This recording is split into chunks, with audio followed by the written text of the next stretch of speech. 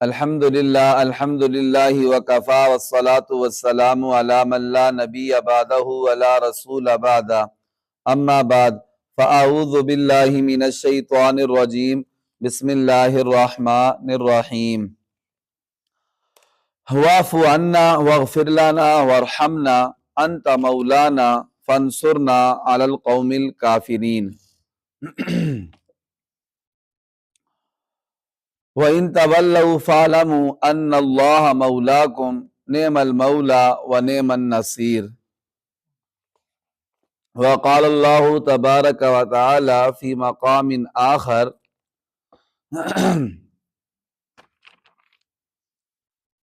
ان تتوبا الی اللہ فقد صغت قلوبکما وان تظاہرا علیہ فإن اللہ هو مولاہ وجبریل وصالح المؤمنین والملائکۃ بعد ذلك ظہیر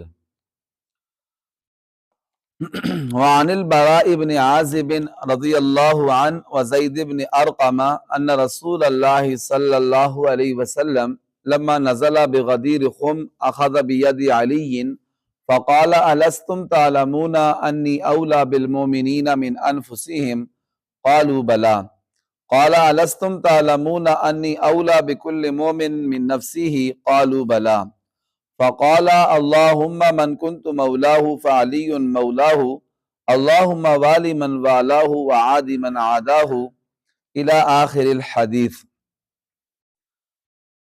سلام اس پر کہ جس نے بے کسوں کی دستگیری کی، سلام اس پر کہ جس نے بادشاہی میں فقیری کی، سلام اس پر کہ اسرار محبت جس نے سمجھائے، سلام اس پر کہ جس نے زخم کھا کر پھول برسائے، سلام اس پر کہ جس کے گھر نہ چاندی تھی نہ سونا تھا، سلام اس پر کہ ٹوٹا بوریا جس کا بچھونا تھا، سلام اس پر کہ جس کا نام لے کر اس کے شیدائی الٹ دیتے تھے تحت قیصریت اور دارائی، سلام اس پر کہ جس کے پریشان حال دیوانے سنا سکتے ہیں اب بھی خالد و حیدر کے افسانے۔ میرے معزز سامعین و ناظرین اکرام، آج کے اس درس قرآن و حدیث میں میں نے آپ کے سامنے قرآن پاک کی 3 آیات مبارکہ اور ایک پیارے نبی صلی اللہ علیہ وسلم کی حدیث مبارکہ پڑھی ہے۔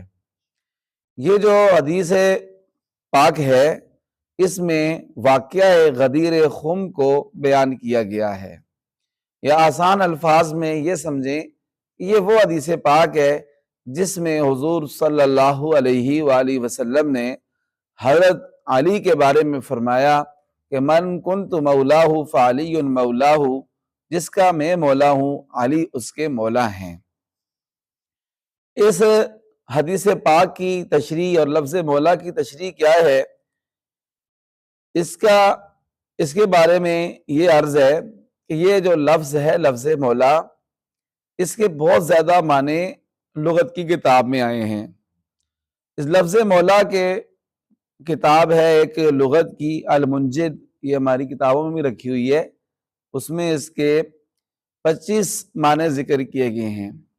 اس کے علاوہ بھی لغت کی کتابوں میں اس لفظ مولا کے بہت سارے معنی ذکر کیے گئے ہیں۔ اس کے معنوں میں سے ایک معنی ہے محب، محبت کرنے والا، دوسرا معنی ہے مالک، تیسرا معنی ہے رب، چوتھا معنی ہے آقا، پانچواں معنی ہے دوست، چھٹا معنی ہے آزاد کردہ غلام، اور 8واں معنی ہے چچا زاد بھائی۔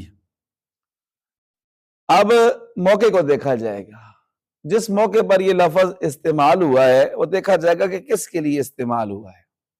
اگر یہ لفظ استعمال ہوا ہے، یہ لفظ ایسا ہے کہ یہ اللہ تعالیٰ کے لیے بھی استعمال ہوا ہے، یہ ایسا ہے کہ یہ لفظ حضرت علی المرتضیٰ کے لیے بھی استعمال ہوا ہے، یہ ایسا لفظ ہے کہ یہ حضرت جبرائیل علیہ السلام کے لیے بھی استعمال ہوا ہے، یہ ایسا لفظ ہے کہ یہ رسول کے لیے بھی استعمال ہوا ہے، اور یہ ایسا لفظ ہے کہ یہ عام ایمان والوں کے لیے بھی استعمال ہوا ہے۔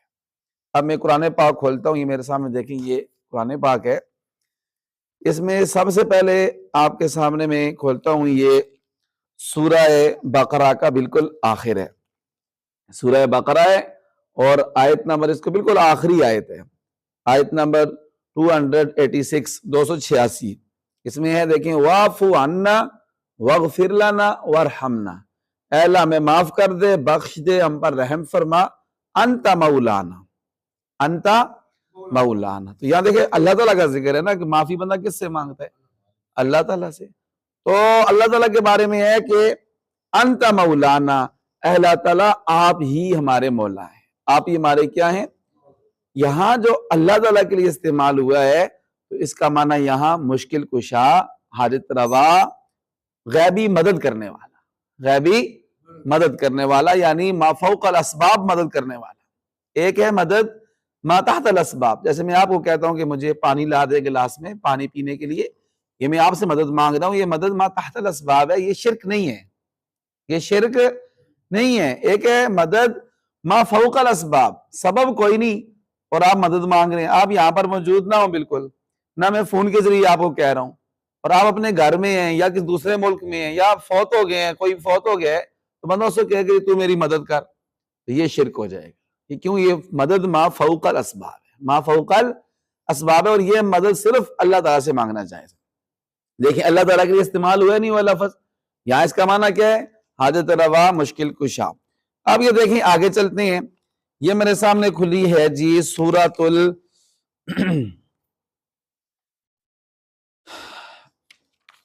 الاعراف،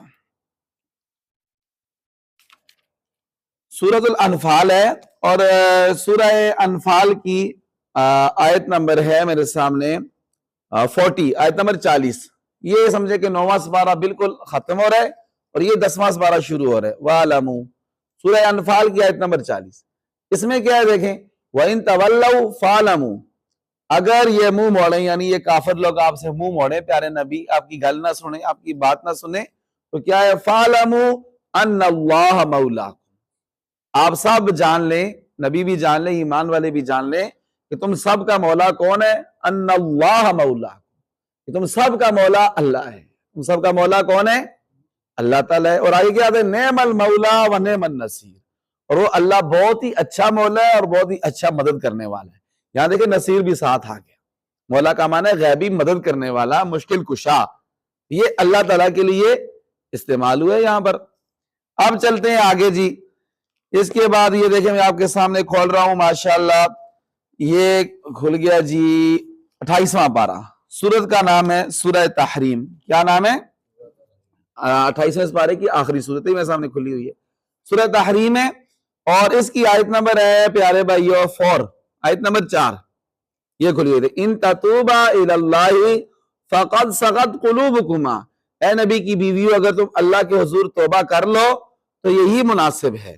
وَإِن تَظَاهَرَ عَلَيْهِ، اگر نبی کے مقابلے میں تم نے ایک دوسرے کی مدد کی تو یہ جان لیں فَإِنَّ اللَّهَ هُوَ مَوْلَاهُ، بے شک اللہ تعالیٰ نبی کے مولا ہیں، اللہ تعالیٰ نبی کے مولا ہیں، یعنی اللہ تعالیٰ نبی کے مشکل کشا ہیں، مدد کرنے والے ہیں۔ تو جس کا مولا مشکل کشا، جس کا مدد کرنے والا، جس کے ساتھ اللہ کی مدد ہو، اس کو کوئی ہرا سکتا ہے؟ اس کو کوئی نہیں ہرا سکتا۔ آگے دیکھیں اللہ تعالیٰ کے بارے میں استعمال ہو گیا لفظ مولا، پھر آگے وہ جبریل ہو، اور جبرائیل بھی نبی کے مولا ہے۔ جبرائیل بھی کس کے مولا ہے؟ نبی کے مولا ہے، نبی کی مدد کرنے والے اس طرح ہیں کہ اللہ تعالیٰ سے وحی لے کر آتے ہیں، اللہ کا حکم نبی تک پہنچا دیتے ہیں۔ نبی کے بارے میں کوئی بھی پروپیگنڈا کرتا ہے، نبی کے خلاف کوئی بات کرتا ہے تو فوراً جبرائیل کیا کر دیتے ہیں؟ پہنچا دیتے ہیں۔ جبرائیل بھی مولا ہو گئے۔ آگے چلیں، وصالح المؤمنین، وصالح المؤمنین، اور نیک مسلمان بھی نبی کے مولا ہیں۔ نیک مسلمان بھی نبی کے مولا ہیں کہ نبی کی کیا کرنے والے ہیں؟ نیک مسلمان وہ بھی نبی کی مدد کرنے والے ہیں۔ والملائکۃ بعد ذلک ظہیر، اور اس کے بعد اللہ کے باقی فرشتے بھی اور نبی کے مددگار ہیں۔ یہ جو مدد ہے جو ایمان والے نبی کی مدد کرتے ہیں یا جبرائیل کرتے ہیں اور یا باقی فرشتے کرتے ہیں، تو یہ ما تحت الاسباب ہے، ما تحت الاسباب ہے۔ اب دیکھیں میں نے آپ کے سامنے یہ قرآن پاک کی آیتیں ذکر کی ہیں، اللہ تعالیٰ کے بارے میں بھی لفظ مولا استعمال ہوا ہے نہیں ہوا؟ ہوا ہے نا جی۔ اچھا، اور جبرائیل علیہ السلام کے بارے میں ہوا ہے، ایمان والوں کے بارے میں ہوا ہے، رسولوں کے بارے میں ہوا ہے، اور یہاں جو حدیث پاک ہے اس میں حضرت علی المرتضیٰ شیر خدا کے لیے بھی لفظ مولا استعمال ہوا ہے۔ اس کے علاوہ اور بھی ہے، ایک حضور صلی اللہ علیہ وسلم کے جو منہ بولے بیٹے تھے حضرت زید رضی اللہ تعالیٰ عنہ، زید بن حارثہ، ٹھیک ہے جی، تو زید بن حارثہ کو نبی علیہ السلام نے فرمایا تھا، ایک دفعہ حدیث پاک ہے کہ انت اخونا و مولانا، انت اخونا و مولانا، اے زید تو ہمارا بھائی ہے اور ہمارا کیا ہے؟ مولا ہے۔ تو یہاں اس حدیث پاک مولا کا مطلب ہے آزاد کردہ غلام، آزاد کردہ غلام۔ یہ جو حدیث پاک ہے اب اس کو سمجھیں، یہ جو واقعہ غدیر خم ہے یہ ہوا اس طرح تھا کہ حضرت علی المرتضی شیر خدا رضی اللہ تعالیٰ عنہ کو نبی علیہ السلام نے یمن میں مقرر کیا تھا، یمن میں بھیجا تھا نبی علیہ السلام نے، وہاں کی ان کو ذمہ داری دی تھی، اور یمن میں ذمہ داری کے دوران حضرت علی المرتضی شیر خدا رضی اللہ تعالیٰ عنہ نے ان سے کوئی معاملات ہوئے تھے، تو جن کے بارے میں حضرت خالد بن ولید رضی اللہ تعالیٰ عنہ کے بارے میں بھی آتا ہے کہ انہوں نے حضرت علی المرتضی سے اس بارے میں کوئی بحث کی تھی، ٹھیک ہے جی، بحث کی تھی۔ اور دوسرا یہ بھی آتا ہے کہ حضرت بریدہ اسلمی، کون سے صحابی؟ حضرت بریدہ اسلمی رضی اللہ تعالیٰ عنہ نے اس بارے میں حضرت علی المرتضی کے بارے میں کچھ باتیں کی تھی کہ حضرت علی المرتضی نے کچھ چیز لی ہے، سامان میں سے کچھ چیز لی ہے، اور یہ اس وقت کا واقعہ ہے کہ نبی علیہ السلام حجۃ الوداع تھا، یعنی آخری حج تھا، نبی علیہ السلام نے حج کیا، خطبہ دیا، اس کے بعد باقی سارے لوگ اپنے اپنے گھروں کو چلے گئے، تو نبی علیہ السلام مدینہ کی طرف آ رہے، مکہ سے مدینہ شریف کی طرف آ رہے تھے، اور آپ کے ساتھ باقی صحابہ کرام بھی تھے اور حضرت علی المرتضی شیر خدا بھی تھے۔ حضرت بریدہ اسلمی رضی اللہ تعالیٰ عنہ نے شکایت کی حضور صلی اللہ علیہ وسلم کو حضرت علی کی، آپس میں کوئی بات بھی ہو گئی، پھر نبی علیہ السلام کو شکایت بھی کی، تو جب نبی علیہ السلام کو یہ بات پہنچی تو اس موقع پر نبی علیہ السلام نے یہ ارشاد فرمایا۔ کیا ارشاد فرمایا نبی علیہ السلام نے؟ یہ خم کسے کہتے ہیں؟ غدیر خم، یہ بھی بتا دیں، خم جگہ کا نام ہے، مدینہ اور مکہ کے درمیان جحفہ ایک جگہ کا نام ہے، آج کل اس کو رابغ کہتے ہیں، اس جگہ کا نام ہے خم۔ غدیر کہتے ہیں عربی میں کنویں کو، کسے بولتے ہیں؟ یہ تالاب کو بولتے ہیں، جیسے چھپڑ نہیں ہوتا چھپڑ تالاب، اس کو بولتے ہیں۔ تو چونکہ اس جگہ کے پاس نبی علیہ السلام نے ایک درخت کے نیچے، اور یہ یکشنبہ کا دن تھا، یکشنبہ کسے کہتے ہیں؟ اتوار کو، دن اتوار کا تھا، اور درخت کے نیچے اس تالاب کے پاس نبی علیہ السلام نے صحابہ کرام کو روک کر یہ واعظ کیا تھا، اس لیے اس کو واقعہ غدیر خم کہتے ہیں۔ کیا کہتے ہیں؟ واقعہ غدیر خم۔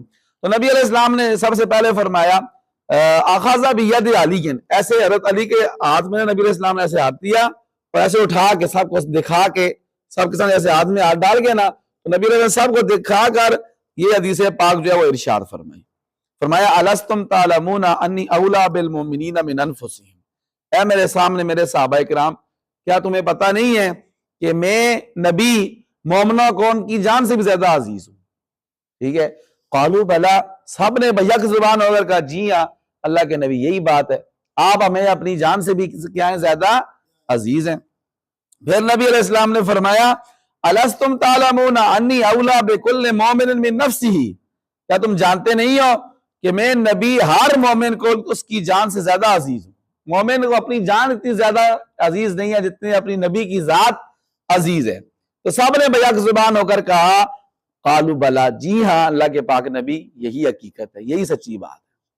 فقال اللہم من کنت مولاہ فعلی مولاہ، تو اس موقع پر نبی علیہ السلام نے ارشاد فرمایا پھر سن لو، جب تم سے مجھ سے اتنی محبت کرتے ہو کہ اپنی جان سے ہی مجھے زیادہ عزیز رکھتے ہو، تو یہ سن لو کہ من کنت مولاہ فعلی مولاہ، جس کا میں مولا ہوں فعلی مولاہ، علی بھی اس کے مولا ہے، علی بھی اس کے مولا ہیں۔ اب یہاں پر مولا لفظ کا جو معنی ہے، اس کا معنی آقا سردار بھی ہو سکتا ہے، ٹھیک ہے جی، اس کا معنی محبوب بھی ہو سکتا ہے کہ جو مجھے اپنا آقا اور سردار سمجھتا ہے وہ علی کو بھی اپنا آقا اور سردار سمجھے، علی کے بارے میں کوئی بات نہ کرے جو ان کی شان کے خلاف ہے، اور جو مجھے اپنا محبوب سمجھتا ہے، مجھ سے محبت کرتا ہے، وہ علی سے بھی کیا کرے؟ محبت کرے۔ دو معنی ہو گئے۔ تیسرا معنی اس کا یہ ہے کہ جو مجھ کو دوست رکھتا ہے وہ علی کو بھی اپنا دوست رکھے، اور یہ معنی سیاق و سباق کے زیادہ مناسب ہے۔ وجہ کیا ہے؟ دیکھیں آگے حدیث پاک ہے، یہ حدیث پاک ہے نا، آگے کیا آتا ہے؟ اللہم والی من والاہ وعادی من عاداہ، اس کے بعد فوراً یہ حدیث مکمل نہیں ہوتی، من کنت مولا فعلی، آگے بھی ہے اللہم والی من والا عادی من عادہ، اے اللہ جو علی سے دوستی رکھے آپ اس سے دوستی رکھیں، اے اللہ جو علی سے کیا کرے دوستی رکھے تو آپ بھی اس سے کیا کریں دوستی رکھیں، وعادی من عادہ، اور اے اللہ تعالیٰ جو علی سے دشمنی رکھے آپ بھی اس سے کیا کریں دشمنی رکھیں۔ اب دیکھیں یہ بعد میں سیاق و سباق یہ کہہ رہا ہے جو پہلے لفظ مولا ہے اس کا معنی بھی یہی ہوگا، اس لیے کہ جب بھی آپ قرآن کی تفسیر کریں گے نا ترجمہ کریں گے آپ سیاق و سباق سے ہٹ کر ترجمہ تفسیر نہیں کر سکتے ورنہ غلط ہو جائیں گے۔ یہی معنی ہے حدیث پاک کو بھی سمجھنے کے لیے ضروری ہے کہ اس سے پہلے کیا چل رہا ہے اس کے بعد کیا چل رہا ہے، اس کو دیکھ کر آپ معنی کریں گے تو پھر آپ کا معنی ٹھیک ہوگا۔ تو سیاق و سباق اس بات پر دلالت کرتا ہے کہ مولا کا معنی یہاں پر زیادہ مناسب ہے کہ اس کا معنی دوست کریں، کہ جو نبی کو اپنا دوست سمجھتا ہے اسے چاہیے کہ علی کو بھی اپنا کیا کرے دوست سمجھے، ورنہ اس کا کام اس کی آخرت خراب ہو جائے گی۔ اب دیکھیں میرے محترم بھائیوں، یہ میں نے آپ کے سامنے اس کا حصہ بیان کیا ہے، اور جو لوگ یہ کہتے ہیں بعض ایسے بھی ہیں اہل تشیع روافض، وہ یہ کہتے ہیں کہ اس حدیث پاک کا معنی ہے الاولا بالامامت، کہ اس حدیث پاک کا معنی یہ ہے، مولا کا معنی یہ ہے کہ جو امامت کے سب سے زیادہ حقدار ہے، امامت خلافت کے، یہ معنی اہل تشیع کرتے ہیں، شیعہ لوگ کرتے ہیں کہ اس کا معنی ہے کہ جو خلافت کے سب سے زیادہ حقدار ہیں۔ تو میرے محترم بھائیوں مولا کا یہ جو معنی ہے نا کہ الاولا بالامامہ، کہ امامت اور خلافت کے زیادہ حقدار ہونا، یہ معنی کسی لغت میں نہیں ہے، یہ معنی کسی لغت میں ذکر نہیں کیا گیا۔ اور دیکھیں اگر یہ معنی ہوتا ہے اس کا تو حضور کے فوراً بعد حضرت علی اور مرتضیٰ شیر خدا اس کا اعلان فرماتے۔ حضرت علی کسی سے ڈرتے تھے؟ بعد ایسے بدقسمت کہتے ہیں حضرت علی ڈر کی وجہ چپ ہو گئے تھے اور حضرت ابوبکر اور حضرت عمر نے خلافت پر قبضہ کر لیا تھا، تو یہ ایسی بات نہیں، حضرت علی اور مرتضیٰ کوئی ڈرنے والے نہیں ہے۔ جو شیر خدا ہو، جس کو اللہ کے نبی فرمائے اسد اللہ، اللہ کا شیر ہے، ٹھیک ہے جی، تو وہ کسی سے ڈر سکتا ہے؟ نہیں ڈر سکتے۔ وہ بربلا اعلان کرتے اگر ان یہ حدیث کا یہ معنی سمجھتے کہ میں حضور کے بعد خلافت کا سب سے پہلا حقدار میں ہوں۔ حضرت علی نے خود بیعت کی حضرت بکر کے ہاتھ پر، حضرت عمر کے ہاتھ پر، عثمان غنی کے دور میں تو شورا میں خود شامل تھے، اس وقت بھی حضرت علی المرتضیٰ نے اور عثمان غنی کے ہاتھ پر بیعت کی ہے، بیعت خلافت کی ہے، ٹھیک ہے جی۔ اس وقت تو کوئی رکاوٹ بھی نہیں، حضرت ابوبکر حضرت عمر تو فوت ہو گئے تھے۔ تو حضرت علی رضی اللہ تعالی عنہ نے اس کا یہ معنی نہیں سمجھا، نہ ہی لغت میں یہ ہے اور نہ ہی کسی اور جگہ پر ہے، تو اس لیے جو خلیفہ اول بلا فصل ہیں وہ حضرت سیدنا ابوبکر صدیق رضی اللہ تعالی عنہ ہیں۔ آگے کیا آتا ہے میرے محترم بھائیو اس حدیث پاک میں؟ جب یہ حدیث پاک نبی علیہ السلام نے سنائی نا تو حضرت عمر رضی اللہ تعالی عنہ، عمر بن خطاب حضرت علی کو مبارکباد دینے کے لیے آئے۔ کیا کرنے کے لیے آئے؟ مبارکباد دینے کے لیے آئے۔ لوگ کہتے ہیں نعوذ باللہ کے صحابہ کی آپس میں دشمنی تھی، اور یہ کہتے ہیں نعوذ باللہ حضرت عمر نے خلافت جو وہ غصب کر لی تھی۔ جو غصب کرنے والا وہ ایسے مبارکباد دیتے؟ سب کے سامنے آئے اور حضرت علی کو مبارکباد دی۔ کیا فرمایا؟